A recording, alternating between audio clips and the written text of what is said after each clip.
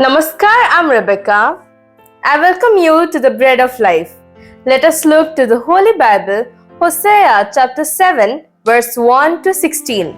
The main idea of the day is people living without God. Ephraim is like a dove, silly and without sense, calling to Egypt, going to Assyria. As they go, I will spread over them my net. I will bring them down like birds of the heavens. I will discipline them according to the report made to their congregation. Woe to them, for they have strayed from me. Destruction to them, for they have rebelled against me. I would redeem them, but they speak lies against me. They do not cry to me from the heart, but they wail upon their beds. For grain and wine, they gash themselves. They rebel against me.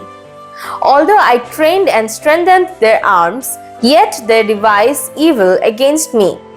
They return but not upward. They are like a treacherous bow. Their princes shall fall by the shore because of the insolence of their tongue. This shall be their derision in the land of Egypt. Let's understand the word of God.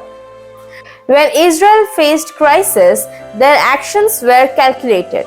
If Egypt was the stronger nation, they bowed down to Egypt.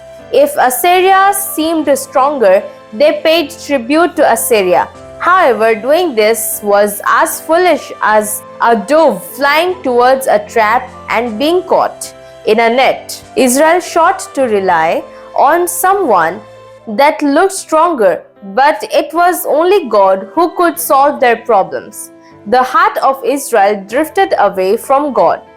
Even when they sought God, their heart was not truthful. Israel had become like a treacherous bow that could not shoot right. May the Lord bless us with these words. Let's pray and practice. Dear God, thank you for giving us so nice words.